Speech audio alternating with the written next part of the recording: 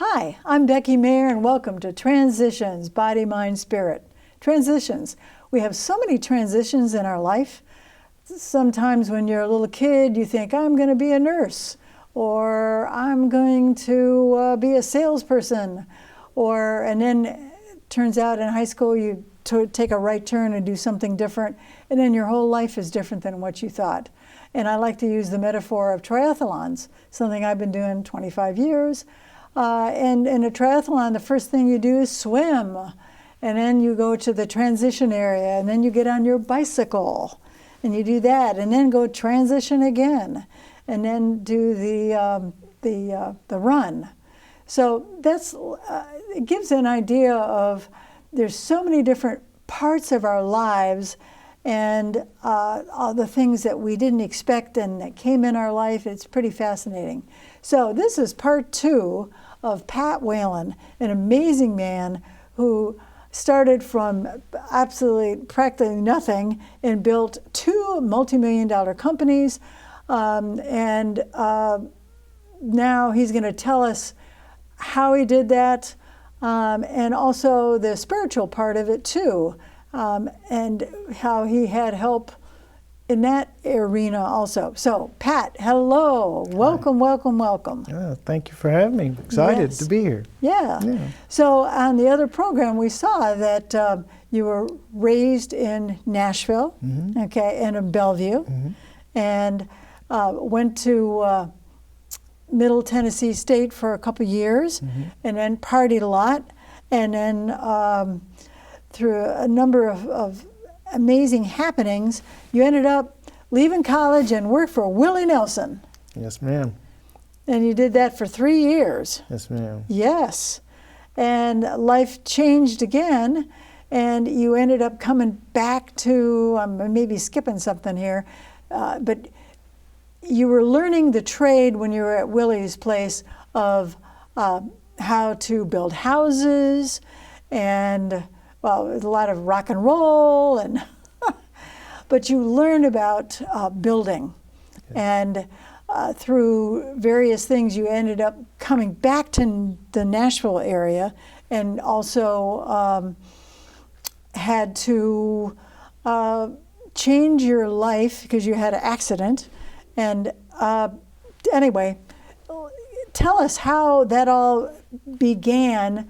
When you're back in Nashville, you're back in Knoxville finishing a degree, you got married, you have babies, and you got to work. Yes, so ma'am. Fill us in. Well, so I started a construction company, and I did not. And you were 25, 26. 26. I had no idea how to do that. I thought I did, but I didn't. I did all kinds of things to get going, whatever it took. Fear was not something that I ever thought about, and so it didn't occur to me that I might fail or something would go wrong. I just, if the opportunity could come up, I assumed I was supposed to do that, and so I did. And I just had a great experience of growing that business. I would go on to there was a company here in town, DWC. They're still around, a great company. I competed against them as I developed my own company, but early on, I would sneak onto their job sites and watch how they did things and talk to their superintendents and bring that back to my own place and make it mine. And so, and John Art, the owner of that company, is a friend of mine now. I've told him that story, and he laughs about it. John was also my second client to sign up with my software company that I developed after the construction company that I sold. But as I had the construction company, we did a lot of tenant build-out work, and then I transitioned from tenant build-out work, not because I wanted to, but just because I had to change businesses because I had fired a business partner and it went real bad, and I couldn't do work there anymore, so I started doing ground-up work. Ground-up work? Yeah, in other words, buildings that there's just a piece of dirt, and so you come out of the ground. You come out of the ground with it, yes, and go vertical. and I had never done that.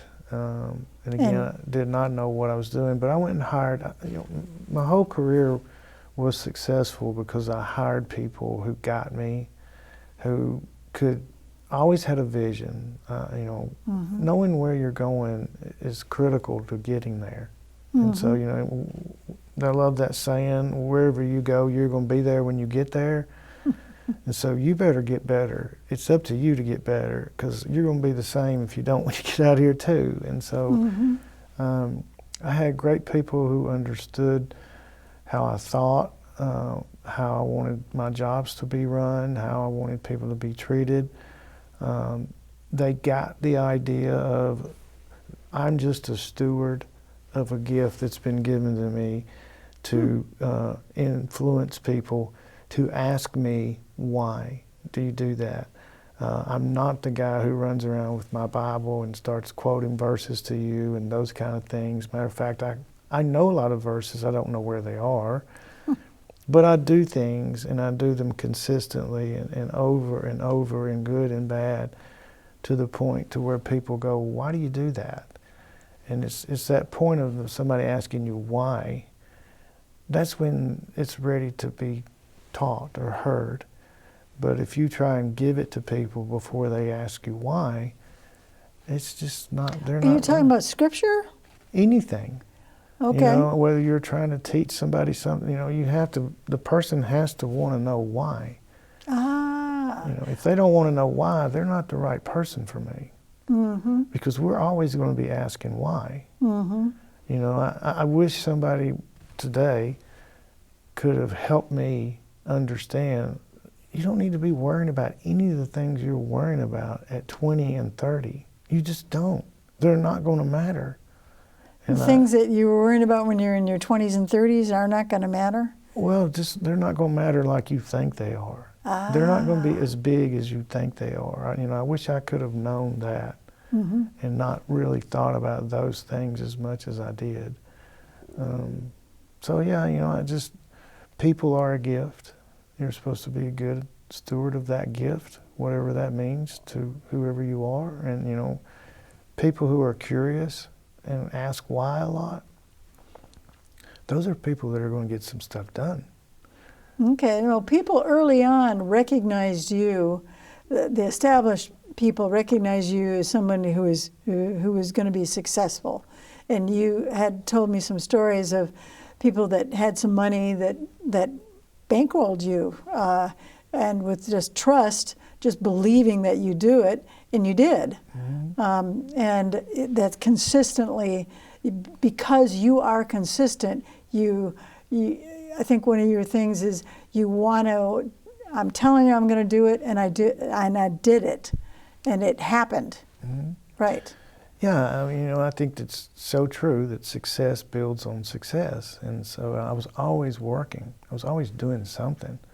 And so everybody knew as a kid, he's working, he's doing something, he's always doing something. And as I grew up, I was always doing something. And the very first job I got as a contractor, I had no credit, no ability to go get the materials. And a man who was a successful entrepreneur himself, he saw something in me that I did not know or did not see, and he gave me $20,000 to go get the materials to do my first job, and said, pay me back in 6 months. And he didn't charge me interest, he didn't charge me a fee, just give it back to me in 6 months. That's pretty amazing. Yeah, it was amazing. It was a gift. Again, it's like, what do you got to be afraid of if you're getting these kind of gifts? Those are much more inspiring than the devil that you think. Was it Mark Twain that says, I've encountered many disasters in my lifetime, most of which only ever occurred in my mind. Right. Yeah, and that's so true. Right. And so, when you're getting those good gifts, it's easy to forget about them because the bad ones just seem so much more important. But those good gifts are what I focused on and gave me that feeling that I'm supposed to be doing this. And it's okay. When I get to the next river and I don't have a way to cross it, I'll get a boat somehow. It'll be all right. And so it gave me the courage to just keep going forward, because I had always had a good gift at a point of despair. You had a good gift at a what? At every point of despair. Every point of despair? Yes. Okay, so when you'd be in despair, and would your faith come into that also? Oh yeah, just over and over, my faith grew. It's the reason I signed up for this class that I took on every month. I believe it was Monday or maybe it was Wednesday. I can't remember what night of the week it was, but for 5 years, 3 hours, I would go to this men's Bible study fellowship.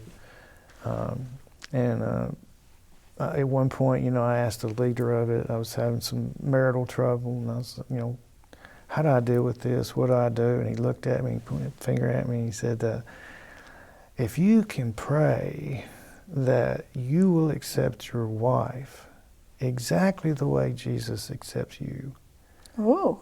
you might have a different mindset, because he accepts you just as you are.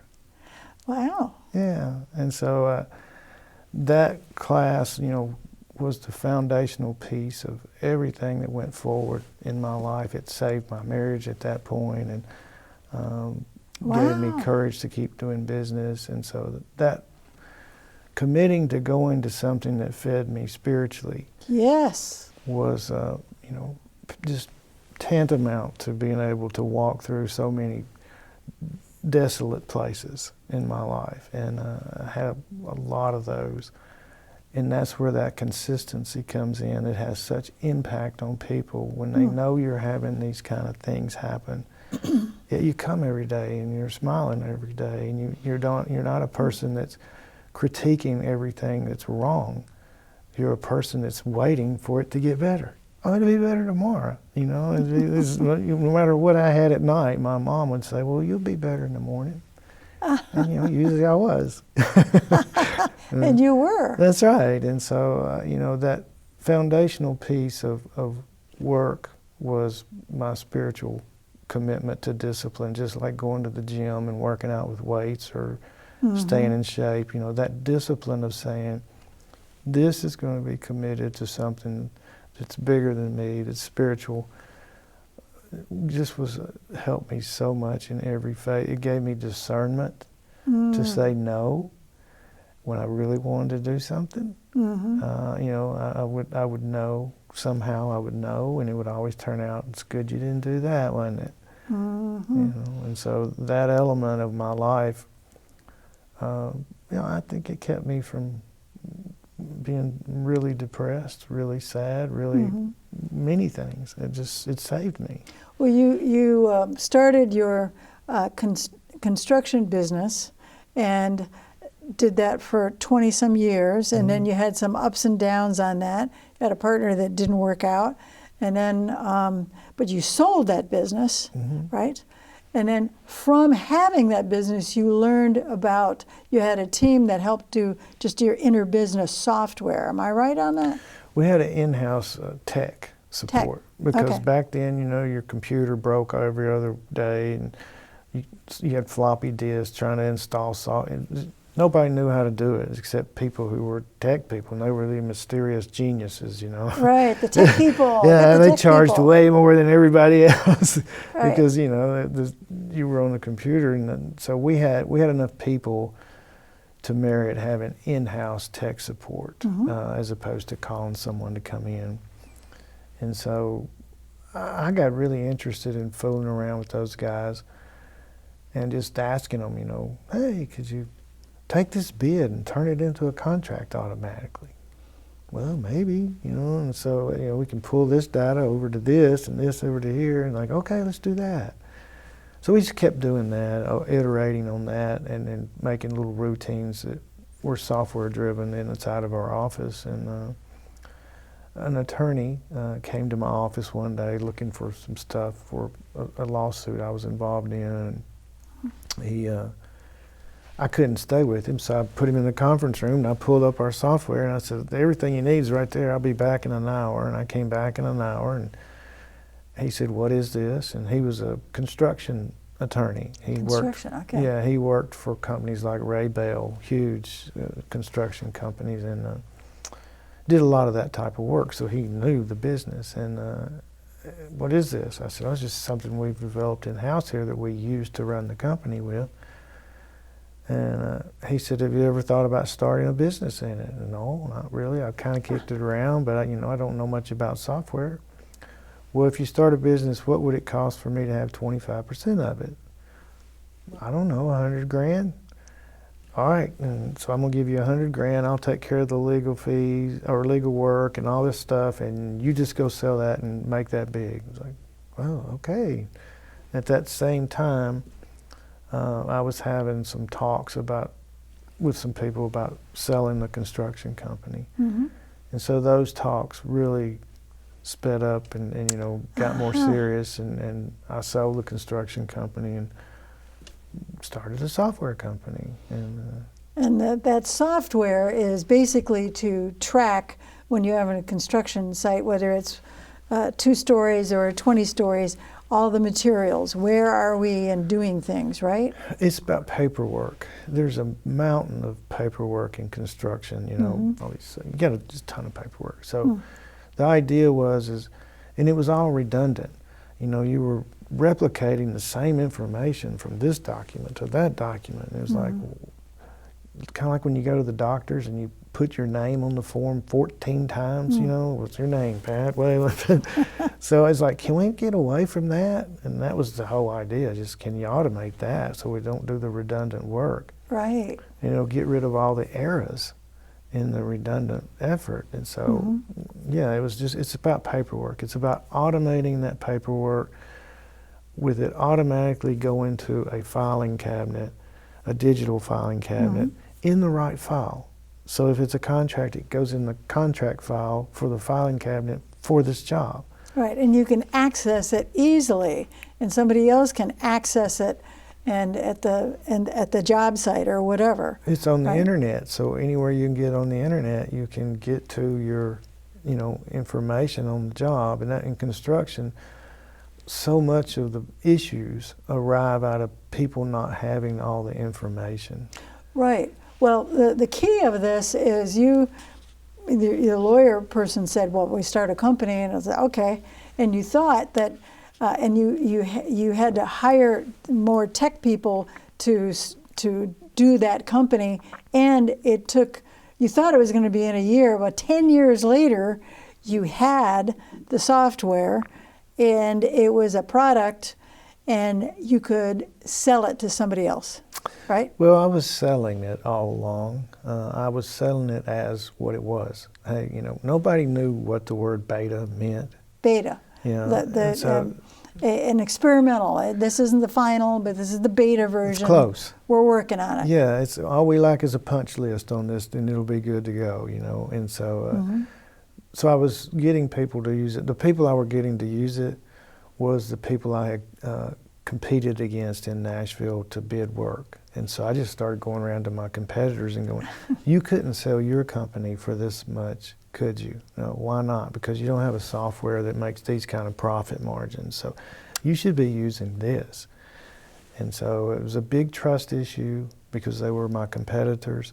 Right. As a part of my buyout, I got to keep my office in the office building we had for 5 years, so I'd have a place to work. And they were like, well, so you're sitting in the same office of the company that you used to own, and you think we're going to give you our bid information and all of our contacts and all this? And it's like, that's exactly what I think we're going to do. Yes, you got it. That's exactly it. It's just such a bold ask that, it's just like, it was just so front-facing. Here's what I'm doing. Here's what I'm going to do. Here's where I'm located. And you need this. You need this. I need it real bad, and you need it real bad too. And so we can help each other, And so they were my first clients. All the Flow Construction, who's still here in Nashville, was I lose track. Second, third, DWC, Mark IV, which was one of the original women-owned minority contractors here in town. Wow. They were my very first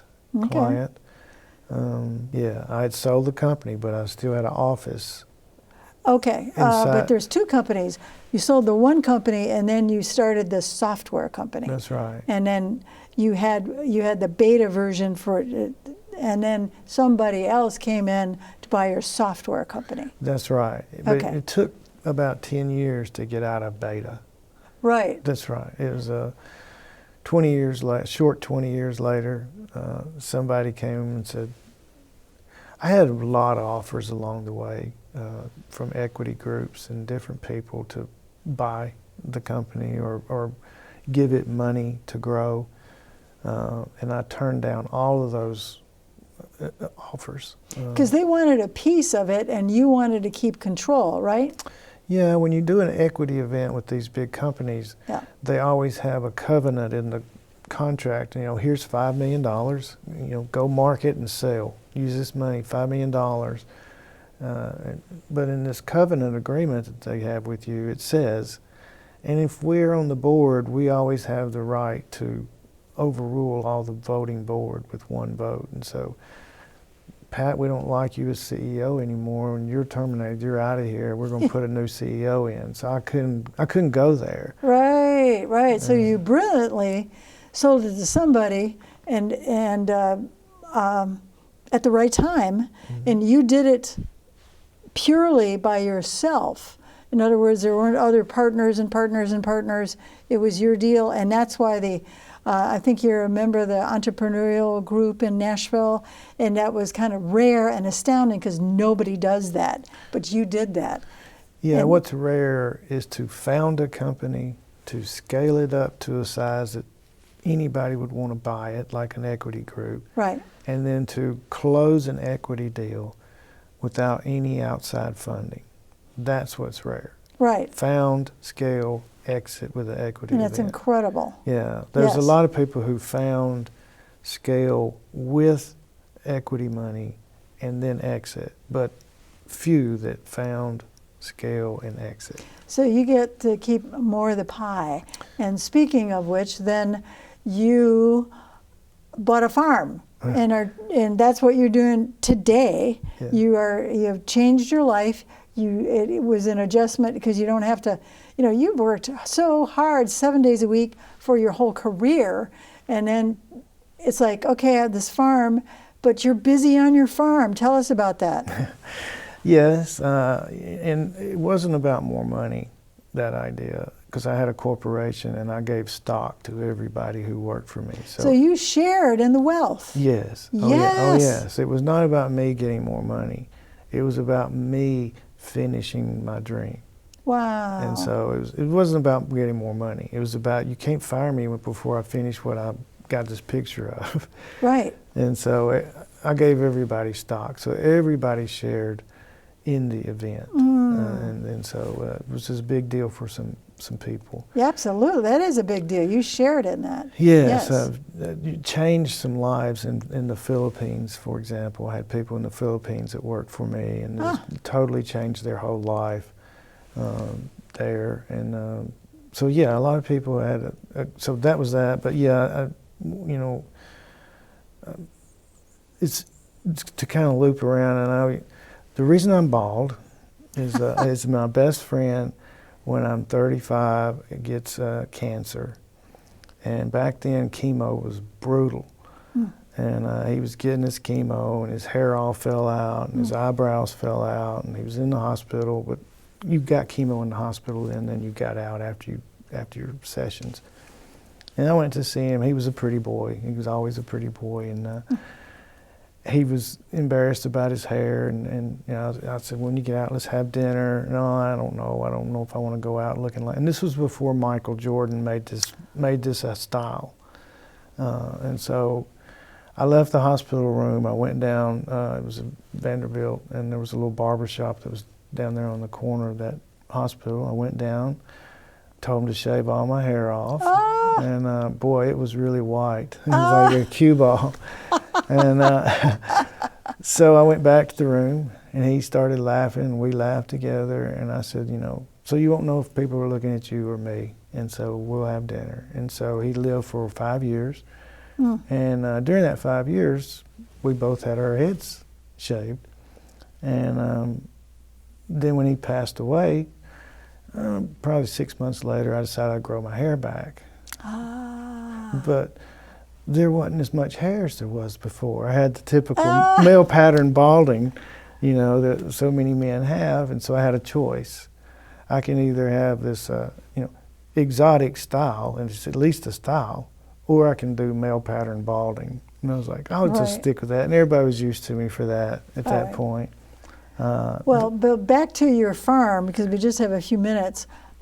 That's what you're concentrating on now, right? Mm-hmm. Developing this 187 acres, an hour outside of Nashville, and you're moving dirt and have got big machines and playing with real things that, like when you're a kid, you dream about it, but you're doing it like a kid because you can, And I know that you have some health issues going on, and you're seeing a great doctor that has changed your diet and all kinds of things to make you get better. Yeah, so I'll close that loop with the story about the bald head. I told that because I have the beard, because I quit shaving when they told me I had terminal cancer. I was told I had 18 months to live, and so all of the traditional things in medicine weren't for me. Right. And so I refused their options and went to functional medicine side, which incorporates holistic things, a lot of plant type based care. And so I've been doing that for 6 months now, I guess. So I'm 6 months into that 18-month journey. And I had cancer originally in 2022 when I sold the software company, and it went away. I got it treated, and it went away, and it came back this year, or 2024, as end of that 2024 year. And so I went and bought a farm to just figure out what to do with myself. Yes, and so many wonderful things. Yeah. Yes. Yeah, well, as a boy, I did so many things outside in the rural areas with farm animals and things, and so I just decided I would just go back to that and go back to the land. Yeah. Yes. Yeah, we heal each other with our hands, and so when we do stuff with our hands, it heals us. When we create things with our hands, a doctor heals you with their hands. When we touch each other, it heals us. Yes. And so touching something and making it something that it wasn't before has a cathartic effect of bringing into a line your mind, your spirit, your health, all those things. And so, that was the whole point of the farm. Yes, and to so realign now my life. You're in your farm, you're touching things, you're building things. You're kind of like back to, and you're doing it for fun. You don't have to you don't have to do it for profit. No. So we'll have to have you back because there's still more to your life. I knew I was going to have a problem trying to squeeze it in 2 shows. But thank you very much for being with us. Thank you for having me. It's a pleasure. Yes. Yeah. All right. Thank you. Transitions, Body, Mind, Spirit.